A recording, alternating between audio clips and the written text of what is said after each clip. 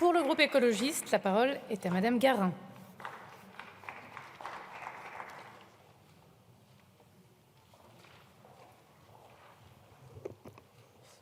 Merci Madame la Présidente, Madame la Ministre, chers collègues.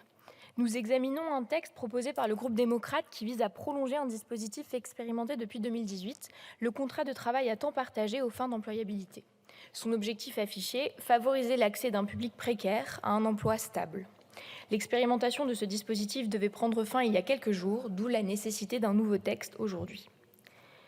Je vous propose de nous attarder quelques instants sur les raisons de ce type d'expérimentation, donc se dire comment est-ce qu'on en arrive à devoir prendre ce type de mesures, à savoir la fameuse flexibilité portée par Emmanuel Macron depuis 2017 et pratiquée par les libéraux depuis déjà une quinzaine d'années.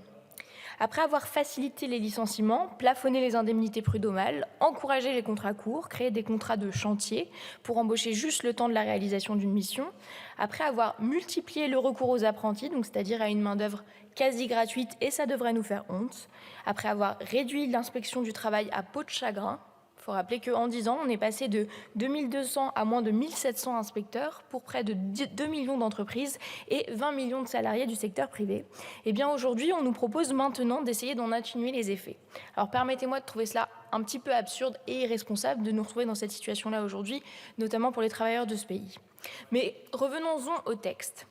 En l'absence d'évaluation de cette expérimentation et après avoir entendu les réserves des syndicats lors des auditions, nous nous sommes opposés en commission à l'idée d'inscrire définitivement ce dispositif dans la loi. Et monsieur le rapporteur, vous nous avez suivis en ce terme, les amendements ont été adoptés et on se retrouve effectivement sur une proposition finale qui est à nouveau une prolongation de cette expérimentation.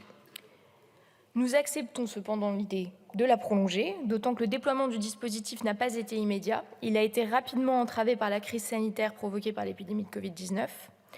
En conséquence, le groupe écologiste votera pour ce texte. Nous attendons toutefois avec impatience les résultats de l'enquête de l'Inspection générale de l'action sociale et nous demandons au gouvernement de tout faire pour qu'il puisse nous être présenté dans les meilleurs délais pour permettre au Parlement ensuite donc de se prononcer sur cette expérimentation et juger bon de la pérenniser ou non dans la loi. Je vous remercie. Merci Madame Garin. La parole est